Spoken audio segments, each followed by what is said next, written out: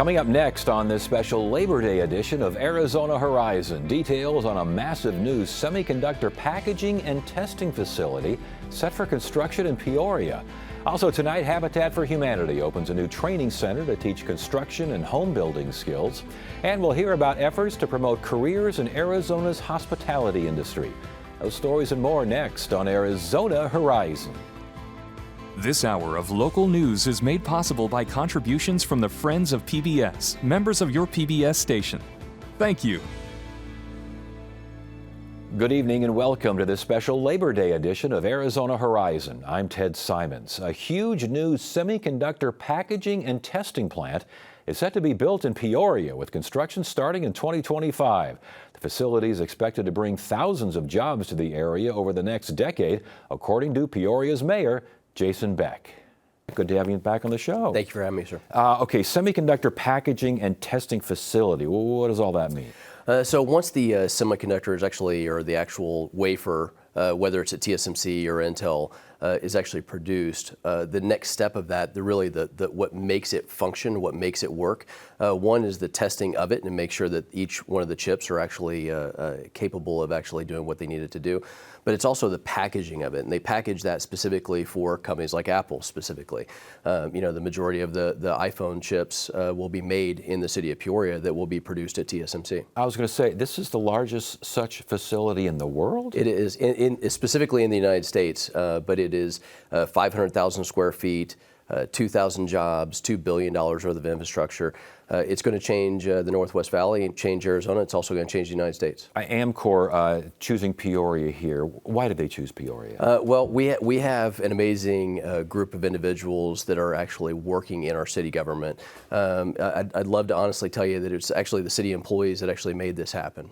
From the city manager, assistant city manager, our economic development department, we have put together a very, very dynamic team of city employees that have really trying to drive the culture of economic development for our city's future and for the Northwest Valley. The Taiwanese plant so close up the road, that doesn't hurt matters, does it? It does not hurt matters at all. But it's really making sure that you actually take advantage of the locale, which is 7.5 miles from this location that they're actually moving to, and really being able to align yourselves with not only subcontractors of TSMC, but also contractors and companies that are going to work in and around TSMC's environment that are actually going to create. I was going to say the relationship between this plant and TSMC will be very symbiotic. Yeah, I mean, they are going to be working hand in hand together. So the majority of chips that are made at TSMC, specifically for Apple, will go through the Peoria plant. Okay, construction starts when? 2025. And finishes? First phase will be 2027, approximately 350 jobs in phase one, and it will be about a 7 to 8 year project. Now, I noticed that the entire project has to be completed by 2034, and there are other targets here that Amcor is required to meet. Talk to us about that. So we did not want to just see what, and for us, we wanted to put a plan together that allowed a company to come in and be able to have checks and balances to be able to produce for the future of Peoria. To be able to, for us to be able to pour in economic development and infrastructure in and around this facility, it's very important for companies to actually pour in as well. So it's almost like a co-investment, if you will. It's not really a co-investment. We don't own any of the company, but we are pouring into the community. We're pouring into the infrastructure and being able to do so. So it's very important, and we felt it was very important for us to be able to have those checks or those gates, if you will, for that company that's actually bringing those jobs. If they want things done, they have to be able to pour into it as well. It's a very strong economic plan that was worked very hard on by a lot of employees in the city of Peoria. I'm seeing a land purchase date, a minimum number of full-time workers, a minimum number of, I guess, capital investment. It is, and if they don't, they actually have penalties with that. So I can tell you, it was passed last Tuesday by the City Council unanimously, 7-0, and they are off to the races. They're actually meeting in our city tomorrow. I think they've got a 5-hour meeting planned tomorrow, and they're already looking at construction times and actually moving the timeline up even faster. How much water will be needed for this plant? That's a great question. So at its max capacity, it's 978,000 gallons a day, all reclaimed water. We get back over 80% of that water on a daily basis. So max total loss on a daily basis is about 200,000 gallons. So reclaimed water, does that mean a recycling plant has to go up there as well? It is. So we already have reclaimed water that goes into that area specifically. So they will actually be tuning the water specifically to go into that actual facility itself. As far as public comment, as far as the citizens, residents of Peoria, what do they think about all this? So I've only heard really good things, with the exception of a few minor hiccups here and there. I've had a few comments. We had one commenter that came to a council meeting this last week, gave a few comments about it. We've heard a few people that have said, well, you're taking our desert and you're doing these types of things, and that's going to happen with economic development.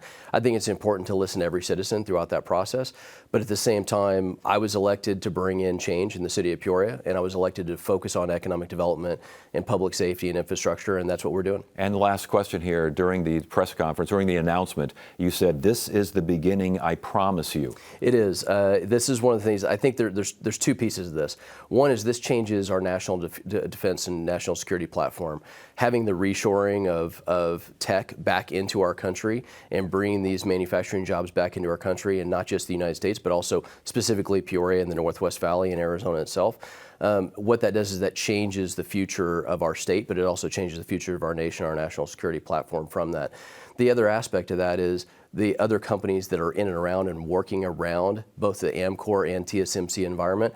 There's some big things that are coming in the next couple months that we'll hopefully be back to talk to you about soon. Those things tend to be accelerators. Jason Beck, Peoria Mayor, good to have you here. Thanks for joining us. Appreciate it.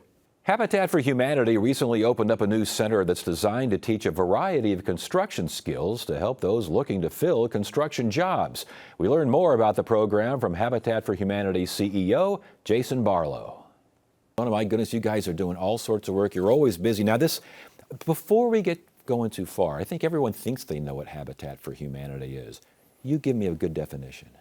Well, Habitat for Humanity, we've been here 39 years in the Valley, and we bring people together to build homes, communities, and hope. We have built and served thousands of people here in the Valley over our history. And most people think about two things, that we give away our homes. Jimmy Carter's our founder. Neither of those are true. Actually, we sell our homes to our homeowners. They buy their homes from us. And then those mortgage payments come back. But we're also known for repairs. And we have a big repair program. And so this is how we got started down this construction training path. You said none of those things were true. Jimmy Carter didn't found it? He did not. He was not the original founder, but he had put us on the map. He's our biggest supporter. He is indeed. And, all right. So in repairing, renovating homes, and a great job doing that. But you got now a new center teaching construction skills. What's this all about? Right. Our construction training center officially opened December 8th. Governor Katie Hobbs was there to welcome everybody and to talk about the importance of skills training. So we've been in the Valley for so long fixing and building homes. We're great at training. We take people that don't know anything about the construction trade on a Saturday, come out to a Habitat home or a repair site. They build the home. We teach them everything they need to know. So it dawned on us, why don't we do that in a classroom? Why don't we actually try to fill the gap of missing construction workers in the Valley? And you're talking about training people well enough for employment. That's right. That's right. They graduate with several certifications, National Center for Construction Education and Research certificate.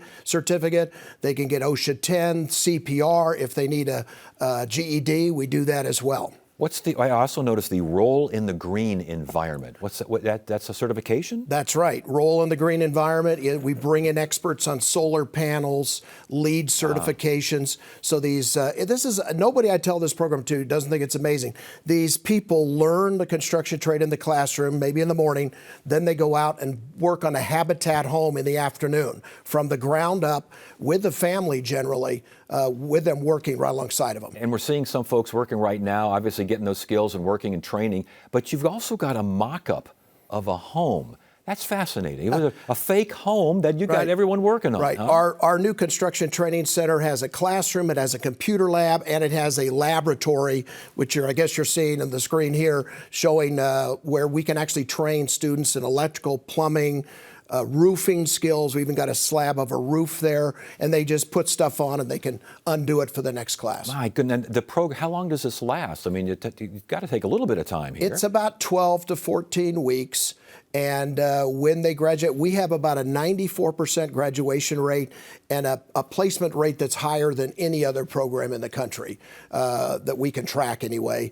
And people just, I mean, developers, contractors say the number one thing is a shortage of workers. Yes. I've heard anywhere from 40 to 100,000 workers short in the Valley, right here, contractors. And we're trying to help fill that gap with people that can go out and get a job immediately. Are developers and contractors contacting you? Yes, some of them are, and we love to have them come in because they can brief the class. We've had garage door companies come in and talk about garages. Think about property management. They need construction people, right, to work on their homes. Yes. So just about everywhere you think about the construction trades, really the construction science, what Rosie Romero calls it, that is where we're trying to help people. And as far as affordable housing, we've talked about this on this program so many times. It's an issue with the legislature. Everyone's trying to figure out how to get affordable, how to get more housing. Right. I would imagine this is part of the equation, is it not? This is a small part because we find sponsors that want to help this program, and they actually will pay for the sticks and bricks costs for the students to go out and train on that home and build the whole thing up from the slab up, which is a great, I mean, that's hands-on training that most people never get. Yeah, and so you do work with employers on this. We do. How many of the folks that graduate come back and say, I like Habitat for Humanity. I'm sticking close to home. Well, we've hired 3 of the graduates since we started, and we get people from the graduating class come back and help as volunteers. And they're amazing because they know what they're doing all just from day one. You know, we started with a definition of Habitat Humanity. Let's end with where Habitat Humanity, how much it has grown over the years, and with Habitat for Humanity's future, what do you see? Oh, I think we've got a bright future. We have tremendous capacity in this valley. We still have tremendous need. We need to bring the two together with an agency like Habitat for Humanity or other to help build more homes. The number one reason for homelessness is lack of affordable housing. Right. We read that all the time. We're helping that affordable housing part of that spectrum. If someone's interested right now, they say, you know, I'm thinking maybe switching careers. I know someone who might be interested in getting some plumbing and electrician work. How do they get in contact? How do they learn more? They can go to our website, habitatcaz.org, habitatcaz for centralarizona.org/CTP. That's Construction Training Program, or just in our program drop-down box, Construction Training. They can find out how to apply. We can also shop at our restores, and you can donate. We're always looking for people to help with this crisis that we're facing. Jason Barlow, Habitat for Humanity, congratulations on your success. Thank you so much for sharing. We appreciate it. Thank you, sir, for having me in. Pipeline AZ and the Arizona Lodging and Tourism Association have teamed up to help educate students and job seekers on the variety of career opportunities in Arizona's hospitality industry. We recently spoke with Mary Foote, CEO of Pipeline AZ, and Kim Sabo, President and CEO of the Arizona Lodging and Tourism Association. Good to have you both here. Thank you so much for joining us. Mary, we'll start with you. Pipeline AZ, what is that? So we are an online platform. We are free to use for everyone in Arizona. We help people understand career pathway options, do career planning, and we serve everyone from middle school all the way to college students, high school students, and adults that are trying to find opportunities for reskilling, upskilling, and making connections to employment. So students young and old? Correct. Yeah, okay. And you're teaming out with the Lodging and Tourism Association. How did this partnership come about, and what does it mean? How does it enhance the operations of both? Well, if I could, I'll go back a little bit in time. During the pandemic, this industry was hit first and it was hit worst. And we lost about 50% of our workforce. So it's been an ongoing effort by the AZLTA to rebuild that workforce. The state of the industry is great. We just need that workforce to sustain the visitors. I was going to ask about the state of the industry because it seems like it's come back with gusto. It has. 2022, we saw our best numbers on record, far surpassing 2019 pre-pandemic numbers. Yeah, and so Pipeline AZ says what? If you're first of all, whether or not you should be interested in this, and if you are, everything from entry level to upper management? What's involved here? Yeah, so we have more than 155,000 users now that are on the platform, again, across all ages. So what we want to do is show people current opportunities that are available right now in hospitality, but we're also trying to educate the future workforce as well. So helping them understand what a great industry it is and what a great profession it is, and how they can start at an entry level, work themselves all the way up to, hotel manager, lots of different options. Let's say I've been in the hospitality industry in the past, or I'm interested in it. I've never been in it, but I'm an adult, I'm interested. I come to you. How does the process work? Yeah, so they are able to come in, explore various different career pathways. We have a lot of information about how entry-level careers can then build into, upper management positions. And so there's also great information available about the salaries, what are the knowledge, skills, and abilities required for the different career pathways, and what are open employment opportunities right now that they can access. And what do employers get? Let's say I'm an employer, and I come to this partnership, and I say, okay, I'm struggling to find people. How does that process work? So employers can post their openings online, and it's this great hub that brings the employers together with job seekers. So again, it's this fantastic hub for the ecosystem of hospitality. Are there particular jobs in particular industries that are most in need? Oh, goodness. Yeah. Across the board, Ted. Yeah. It's really across the board. And okay, different way to ask this. Are there areas of the hospitality industry that are improving and getting back to normal faster than others? I think that we are improving again in general.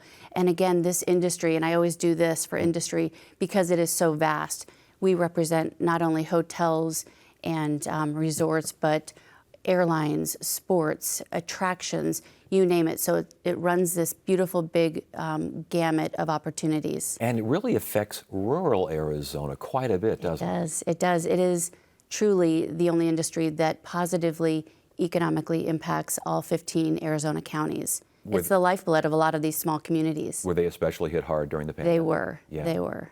I asked if I were a student, or if I were not a student, but just someone looking. Let's say I'm a student. Let's say I'm a ninth grader or something like that. I'm thinking, I don't know what I want to do with my life.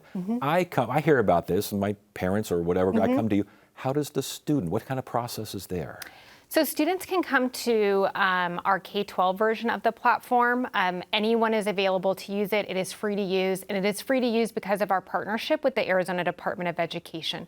So every student has to complete an education and career action plan before they graduate, and we're actually the online platform that they offer. Interesting. So we have lots of great information for anyone who comes to the platform organically, but we have strategic placement within not only the K-12 system, but also half the state's community colleges. And as far as it's launched in September, true, this platform? Yes, it was just launched last month, or 2 months ago. 2 months ago, yeah. 2 months ago. What Time kind of flies. response so far?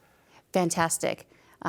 Really great. It's the first of its kind, and I really have to thank Mary and her leadership coming together, AZLTA with Pipeline AZ.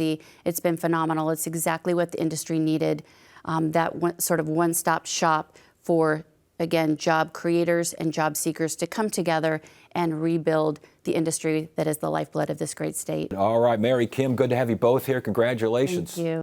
And that is it for now. I'm Ted Simons. Thank you so much for joining us. You have a great evening.